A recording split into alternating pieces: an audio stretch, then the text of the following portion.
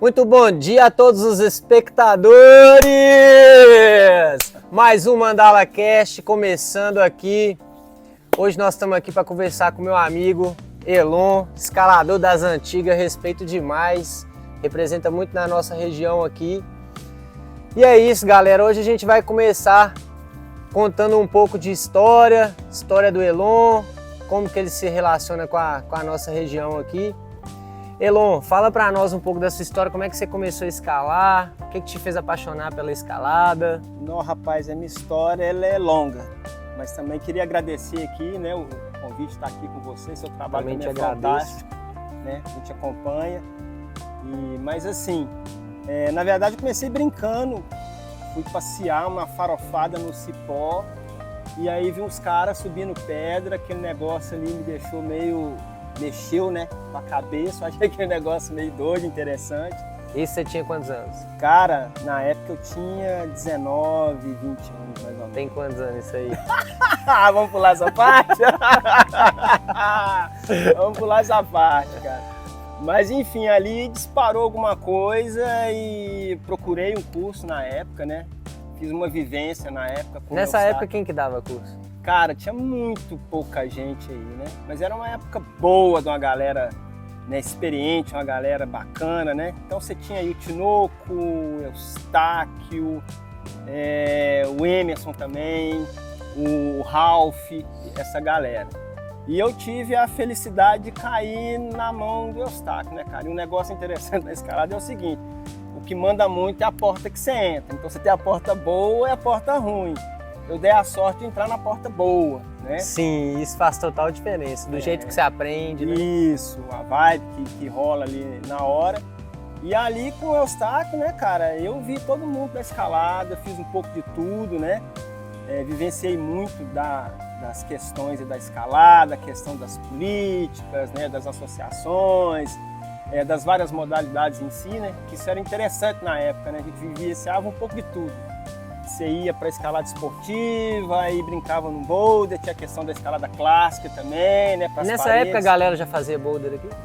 Cara, era bem pouquinho assim, sabe? Mas já tinha uma galera subindo os blocozinhos, né? Já começando a ensaiar isso aí, né? E a gente era seguidor do Master of Stones, né, cara? Então tinha aqueles vídeos clássicos. Então você tinha ali Ron Kalk, Lin Hill, Dan Osman e tinha os caras no boulder também. Em algumas séries ali do Master of Stones, e isso também chamou atenção e a galera ali já começou a brincar com o boulder também. Mas aí eu entrei, cara, e nunca mais parei, né? Eu tenho formação em engenharia ambiental e administração, daí eu comecei a trabalhar com isso, abri uma loja, né, a Trekking House lá na Savassi. Não sabia. Legal. Uma loja, uma das primeiras aí, né? E essa loja também, ela foi a base para a fundação do CEM, o Centro Excursionista Mineiro, né? Então a gente começou o CEM, levou ele para a loja, enfim, aí o CEM, o Centro Excursionista Mineiro é o que é hoje aí, né? E aí tá até hoje, né? Até hoje, cara, com sede própria, né, e tal. E nessa parceria com o Eustáquio, né, que comecei minha vida da escalada com ele. Mas daí a gente foi, cada um seguiu o seu caminho e várias modalidades no esporte, né? Eu sou mais das paredes, eu gosto da escalada esportiva, mas eu sou mais paredeiro, eu gosto da aventura, escalei em gelo, escalei o Aconcagua, o Huayna Potosí na Bolívia, né, o Condoriri. Então assim, eu vivenciei um pouco de tudo que a escalada podia oferecer, né? E tem muito a agradecer, né? Hoje praticamente a gente vive de escalada, né? Sou casado com a Tia D, né? Também antiga aí no Climb. A gente tem a hospedagem, né? Em Fidalgo, moramos em Fidalgo e dedicamos boa parte da nossa vida a essa questão da montanha, da escalada, né? Enfim, a escalada trouxe muito para minha vida, para Denise também, e aprendi muito com ela. Galera, para quem não sabe, o Elon, ele tem um abrigo lá em Fidalgo que recebeu durante anos muitos escaladores para vir escalar na nossa região aqui, Apacarte, que engloba Gruta da Lapinha, Maciço da Lapinha, Sítio do Rode, Gruta do Baú e Lapa do Seu Antão. Hoje em dia a gente encontra aberto apenas a Gruta do Baú e a Lapinha. A Lapa do Seu Antão e o Sítio do Rod, infelizmente, estão fechados. Isso prejudicou até um pouco a sua atividade comercial lá, né, Elon? De receber pessoas lá e tal, diminuiu bastante o fluxo. Verdade.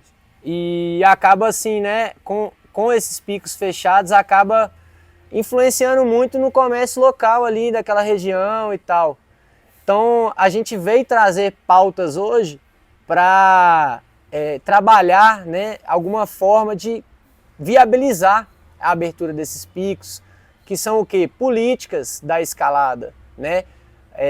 Pessoas que têm interesse de se unir para tratar dessas políticas. Hoje em dia na escalada é muito comum a pessoa começar a escalar e só querer escalar, mas não quer saber da história, de como que aconteceu, não quer saber como que funciona a política, como que funciona uma associação, o acesso ao pico, não quer saber como que conquista uma via, por exemplo, que são passos importantes, porque é muito fácil você chegar ali e pegar um pico pronto, né, Elon? Chegar ali, pegar tudo prontinho já, chapa batida e tal, mas vai lá conquistar, vai lá abrir o pico. Não é fácil, entendeu? Então, para a gente estar escalando hoje nos picos, a gente teve que ter pessoas que foram lá e brigaram por aqueles picos. Serra do Cipó é um exemplo disso, que teve o abraço da pedreira lá, né? Isso aí. Quando a mineradora... Foi mineradora? Era uma mineração, né? A mineração. Pedra lá no G1. Então aí teve esse lance lá, os escaladores brigaram, conseguiram, graças a Deus, preservar aquele monumento maravilhoso lá hoje. Gruta da Lapinha também, a AME teve um papel fundamental aqui também, né? Sim, foi fechada, né? Viabilizar e tal. Porque no início era muito aventura, né? A galera ia, acampava lá no parque, não era fechado, era outra história.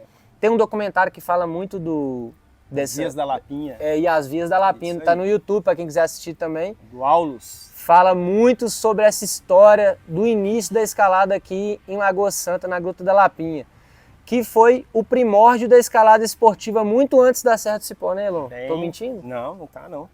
Né, aqui você tem registros aí, né, na década de 80, né, as vias aqui, 86, 87, 88, né, você já começa a ver os registros das primeiras vias aqui na região, né, na Lapinha, no Baú, né.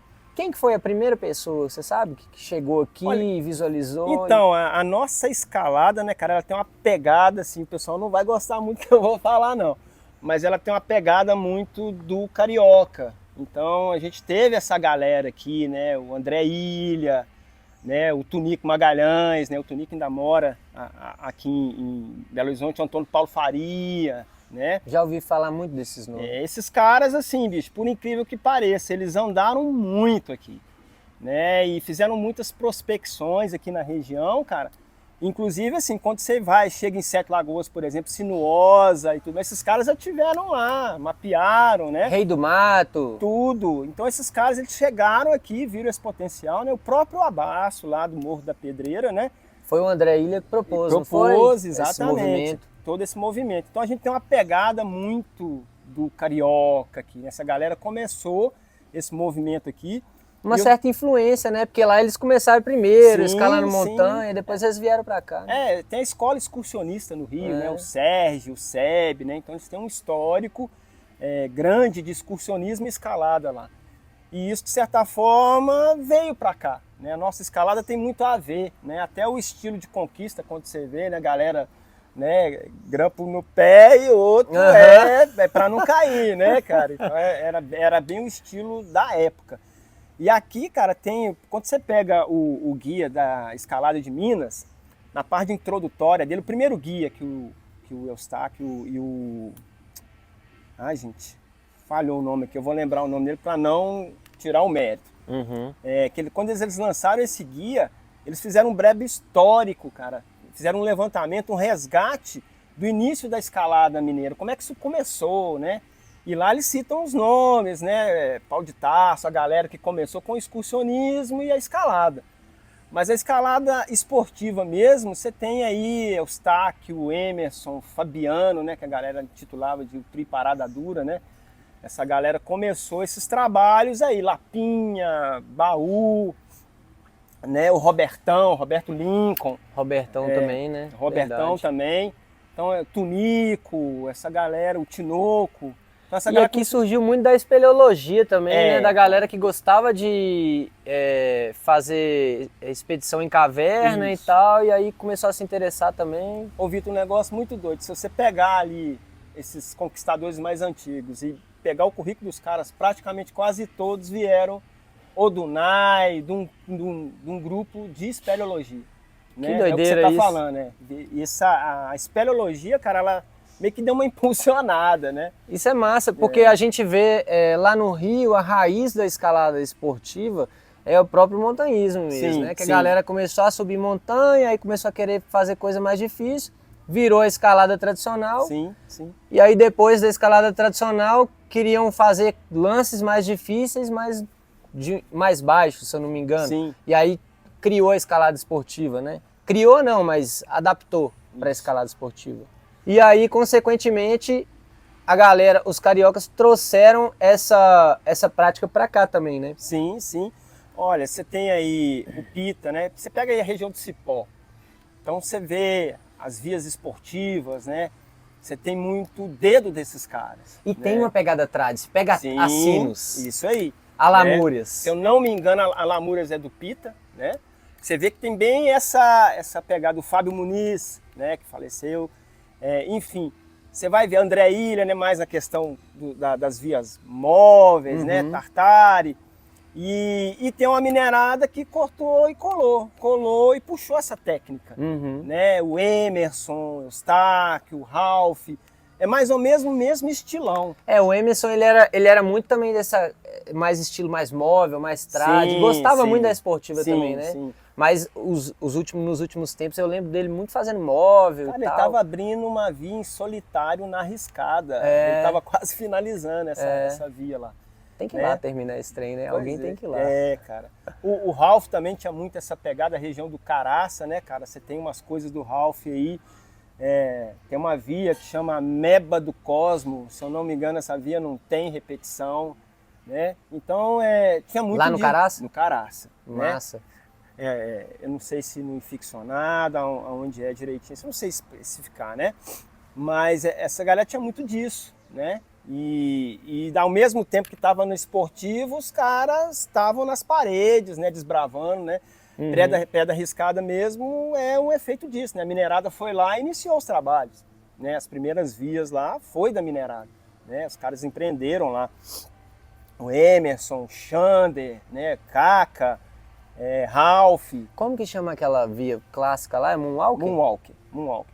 O Emerson, ele tem uma via lá, né, cara, que se eu não me engano, se eu estiver falando uma bobagem, que depois me corrijam, né? É a única que dá cume, cara, que... Como é que é o nome da via mesmo, cara? Que é dos cabritos lá, gente. Cara, como é que chama? Bodífera Ilha. Bodífera Ilha, Bodífera já ouvi falar Ilha, demais. né? Me parece, né, que é a única via que chega ao cume da Pedra Riscada. E uma das situações interessantes lá é que realmente você vê os bodes, né, cara? Você tá escalando e os bodes estão lá te assistindo durante a mesmo, você velho? encontra com eles, né? Eu lembro do Emerson relatando. Que doideira, eu não sabia disso não. Por isso que chama Bodífera Ilha, né? Então você tá escalando e você vai ver os bodinhos lá subindo com você. Interessante, Muito o negócio. massa, velho. Então, Eu não assim, sabia nem que tinha esses bodes que subia pedra aqui no cara, Brasil, não. lá você vai encontrar. Então essa escalada, né, cara, mineira, nossa, que ela tem muita história e ela é uma coisa interessante, que ela é uma mistura, cara. Da mesma forma que os caras estão escalando esportivo, os caras estão subindo parede, os caras estão subindo gelo, né? No caso, por exemplo, o Eustáquio com o Fabiano, se eu não me engano, foram os primeiros mineiros a chegarem no cume da Concagua. Né? Os caras foram tentar subir o Tupungato, cara, tem uma história disso aí, de ser uma comédia, os caras deu tudo errado lá. E tudo assim, os caras ali no pioneirismo mesmo, né, se movendo e fazendo. Então a nossa escalada tem uma história, ela tem um conteúdo interessante, né? Demais. E você participou de todas as etapas, né, Elon? Eu vivi uma boa parte disso aí, né? A gente fica muito saudosista, né, cara? Eu não gosto nem de começar a falar, né? Que velho quando fala. eu sou muito saudosista, que é uma época que, pra gente, né, que viveu, uma época de ouro. Época de ouro. Eu preciosa imagino. da escalada, né? Muito conhecimento. Mas é uma época de ouro, era uma época de ouro, porque tava todo mundo descobrindo aquilo. Sim. E de uma forma que era um espírito muito aventureiro ainda. A galera ia, tipo assim, esperando aquela aventura mesmo. Assim, hoje eu vou passar zela. Isso aí. Hoje nós vamos botar pra jogo, filho. E é o que tem muito na trad ainda, né, velho? Sim, sim. É uma escalada que ela tem compromisso, né? Sim. Então... E aí, assim, a gente introduziu esse assunto aqui da escalada, né, da história, um pouquinho da história, dessa questão da trad, da montanha, porque a gente também está querendo chamar a atenção aqui para nossa região, o que tem acontecido aqui, porque o número de escaladores tem crescido bastante, né? O público está assim, aumentando cada vez mais, como eu já falei aqui, e a gente vê pessoas que, como eu falei anteriormente, só querem escalar, não se preocupam com as políticas, com o andamento das políticas em relação aos picos. Então a gente vai falar um pouco sobre algumas condutas que tem na escalada, que a galera das antigas respeita muito e que talvez o pessoal de agora também poderia se inteirar mais para a gente saber conduzir as situações dentro da nossa escalada. Então, Elon, você que é um cara assim que respeita muito, fala um pouco para nós assim do código de ética, da assunção de risco e as posturas de mínimo impacto. Então, né, Vitor, é um assunto polêmico, né? Mas a gente não pode deixar de falar, porque assim, como toda atividade, né, cara, ela tem que ter a sua regulação, né? E a regulação da escalada é o nosso código de ética, né? Com certeza. Então, esse código de ética ele surgiu, se eu não me engano, em 2003, né? Numa convenção paranaense, aí, se eu não me engano. E em agosto do mesmo ano ele foi homologado, né? Então ele tem ali as diretrizes, né, para que você possa desenvolver essa atividade. E o interessante de falar dele é o seguinte, cara, ele propõe as liberdades, né? Liberdades com consciência, né? Claro. E ele norteia toda a prática. Então você tem nele, né, as suas posturas com relação ao meio ambiente, ao mínimo impacto, com relação à abertura de vias, né, como deve ser, ele sugere, deve ser dessa forma, sempre pensando na questão do meio ambiente, porque é uma coisa que a galera não tem muito em foco hoje. É difícil até falar disso. Mas, assim, às vezes, pensando no volume de vias, a galera tem um certo desleixo com a questão ambiental, né? Então, por exemplo, determinados picos, né, determinados lugares, os caras metralham, enchem de via. Mas não tem um pensamento do impacto, né? Então, por exemplo, se eu tenho uma área com 5 metros quadrados, se eu abrir 20 vias ali, eu estou dizendo que eu vou ter 40 pessoas, né? O escalador e o segurança. Aquela área comporta essa quantidade de pessoas ali? Tem que pensar nisso. Tem que pensar também, nisso, né? Qual que é o impacto? Eu nunca tinha parado para pensar nisso. Não. Tem que pensar. Qual que é o impacto que eu vou estar causando com o trânsito de pessoas nesse lugar? Com relação à fauna e flora, né? Querendo ou não, assim, hoje tem muita prática aí de se equipar vias, né? Então a galera acessa o maciço na parte de cima. E é bom a gente falar disso aqui, porque aqui a nossa região é uma região muito melindrosa, Vitor. Melindrosa demais. Isso aqui tudo é a Apacacho de Lagoa Santa. Quando você fala disso, é uma área de proteção. E você tem muita questão das coisas endêmicas e sazonais aqui. Então você tem espécies de flora e de fauna que só acontece aqui por causa do clima, micro-orquídeas, topo de maciço, tem que tomar muito cuidado. Então quando a gente começa a empreender para abrir via, às vezes a gente não tem esse conhecimento. E eu acho importante isso aqui que você está propondo, porque a gente leva esse conhecimento de certa forma. Sem dúvida. Então você precisa entender, o que tem em cima disso aqui? Eu posso sair fazendo pisoteio? Qual que é o impacto que vai gastar quando eu chego e removo toda aquela vegetação do topo do maciço e jogo para baixo para abrir uma via? Cara, você está tirando ali, cara, é um nicho, né? Ali é um meio ambiente, é um microclima. E hoje, querendo ou não, né, a gente com essa com essa crise ambiental que a gente está vivendo, né, já foi mais do que constatado que a biodiversidade é importante para a sustentação do planeta. E a gente, né, como a gente usufrui da natureza ali para praticar um esporte, a gente tem que saber chegar e tem que saber sair sem destruir. Exatamente. Você falou a palavra, é importante você conhecer o bioma do lugar onde você está inserido. Exatamente. Conhecer como é que é isso aqui, a partir do momento que o escalador tem essa consciência, né, e o código de ética ele propõe isso, a coisa flui, né? Então você vai ter uma escalada equilibrada, em consonância com o meio ambiente, em consonância com as comunidades locais que também tem que ser observadas. O código de ética fala isso, né? O tamanho do impacto que você vai gerar.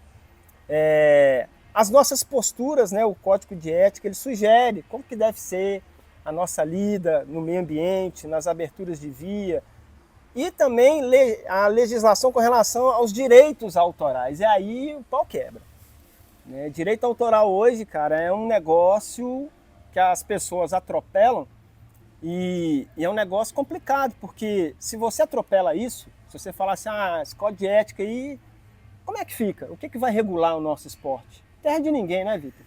Então, aí na questão do direito autoral, né, do código de ética que está lá proposto, às vezes a pessoa que está achando ruim, ela mesma não segue o código de ética. E aí fica um pouco complicado, né? Tipo assim, você vai ficar questionando a pessoa também, pô, você não segue o código de ética e está reclamando de outra pessoa, cobrando outra pessoa. A gente tem que dar o exemplo, né? Se você quer cobrar, você tem que dar o exemplo. Eu falo isso. Agora, a gente está chegando mais para a parte final, então eu vou introduzir outros assuntos aqui que são um pouco polêmicos, porém a gente precisa conversar sobre isso, o pessoal que está aí assistindo precisa saber o que tem acontecido aqui na região, porque é uma coisa que tem incomodado a gente bastante aqui.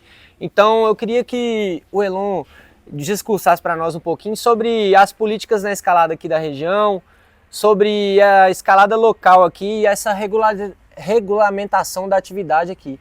No caso, o que tem acontecido em específico ali na Gruta da Lapinha, com alguns problemas com empresa privada, etc. Sim. Então, a situação aqui é bem crítica, né? O pessoal mistura a BNT com Lei Pelé, né? Então, assim, escalada turística, a BNT. Escalada esportiva, Lei Pelé. Concordo. E código de ética, né? Você não pode cobrar um do outro, são coisas específicas. E o que tem acontecido? Essa questão da inversão, né, do que regula cada atividade, e as empresas aqui estão praticamente cerceando, né, o direito da escalada esportiva. Né, os setores de escalada na Lapinha, você não vê nenhum tipo de desenvolvimento, né? Os setores continuam, eles estão abertos, mas estão fechados, né?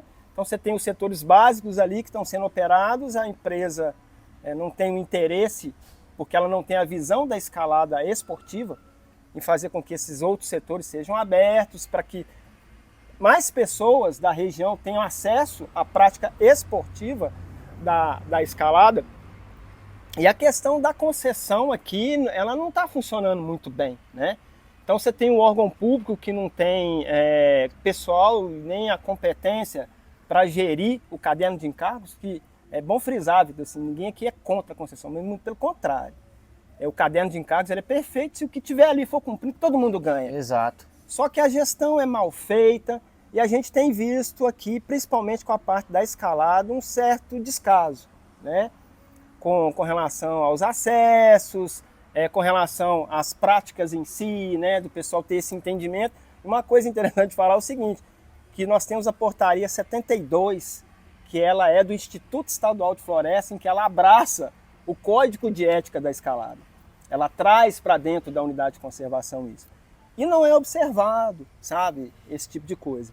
E hoje nós temos aí a FEMENG, ela ocupa uma cadeira no Conselho Consultivo do Parque, a SEC também, né? Mas são duas instituições que não estão fortalecidas. Pois é. Justamente por conta disso, que a galera hoje em dia não quer participar desse debate, né? Isso, falta é o que você falou no início, das pessoas acham o pico pronto. Mas não sabe o trabalho que dá para viabilizar aquilo ali, né? E esse trabalho é importante, né? As pessoas precisam entrar nesse movimento, procurar se informar do que está acontecendo. Só para título de conhecimento, nossa região, nós temos aqui quase 1000 vias de escalada. É muita coisa. Juntando todos os picos. Tenta replicar isso em outro estado, em outra região. E desse número de vias, a gente tem acesso a 295 vias hoje, que é a Gruta do Baú, e mais, vamos pôr aí, 300 vias, é muito. Porque parte dos picos também na Lapinha continuam sem acesso. E lá eu sei que tem muita via, mas igual você falou, tem muito setor fechado. Sim. E a gente não sabe por que não reabre, né? Exatamente. Não faz um trabalho de correção das chapas, de manutenção ali para reabrir os picos, para inclusive chamar escalador para ir para lá, né? Exato, é o que tipo falta. Assim, vamos reabrir, vamos trazer coisa nova para a galera que ninguém conhece, fazer uns vídeos, divulgar na internet, Sim. pedir apoio para a galera que tem influência aí na escalada, Exatamente. divulgar e tal, para conseguir viabilizar o pico de novo. É uma coisa assim, imagina só, né? Você tem ao seu alcance nessa região quase 1000 vias de escalada e hoje, se eu quiser escalar, eu vou ter que ir ou para o Cipó, ou vou para o Santuário, porque você está limitado com todo esse potencial. Então é importante que os escaladores tomem conhecimento disso, que comecem a participar, tenham entendimento e ajudem, né, as entidades representativas a fazer um movimento para que isso se torne acesso para todos, que esses picos voltem a funcionar, que a escalada cresça em nossa região, que isso é importante, né? Para resolver isso, galera, a gente, como eu falei, a gente tem que fortalecer as instituições que cuidam dessas políticas. Porque quando você não tem uma instituição fortalecida, você não vai conseguir brigar por aquilo, você não tem força para brigar.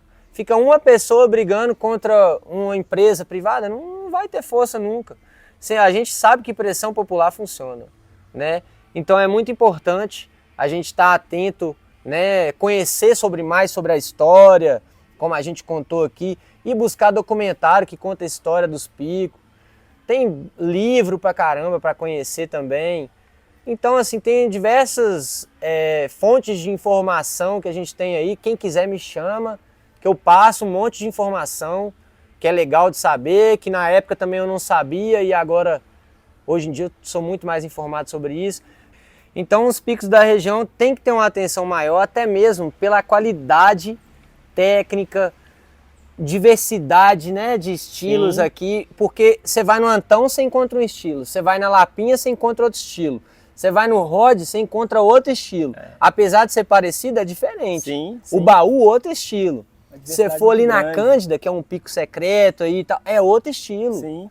Então, tipo assim, aqui na região, essa região aqui, ela tem uma importância histórica e um valor, assim, que não é reconhecido pelas pessoas. Mas a gente precisa, né, reconhecer, escalar mais aqui na região. Eu falo isso muito com a galera aqui. E aqui no nosso município de Lagoa Santa, a gente tem a Lei Municipal do Montanhismo, que garante o montanhismo e as atividades de montanha como patrimônio cultural e esportivo aqui da cidade. Então essa lei garante vários direitos para nós, escaladores aqui dentro. Então a gente tem como eu já falei, um contexto histórico de escalada muito importante. E a mandala, antes da mandala, né, no caso, a gente não tinha escalador aqui na cidade. Estava morto. Pois é. Graças a Deus agora nós estamos ressurgindo, criando uma nova comunidade escaladora aqui dentro. E espero muito que as pessoas conscientizem e passem a participar mais das políticas. Eu queria agradecer a presença do Elon. Valeu demais, meu brother. A gente sempre que encontra, nossa, pelo menos umas 5 horas de conversa. Isso aí. Nem cabe aí nesse tempo aqui do podcast. Mas enfim, gente, agradecer vocês que estão assistindo a gente aí também. Espero que vocês tenham gostado dos assuntos que a gente está trazendo aqui. E vamos participar mais. Qualquer dúvida, entre em contato comigo, entre em contato com o Elon. Esse cara sabe muito das coisas, das problemáticas aqui na região. A gente também tem participado bastante. Então é isso, galera. Muito obrigado por ficar aqui até o final com a gente. Até a próxima. Tamo junto. Valeu.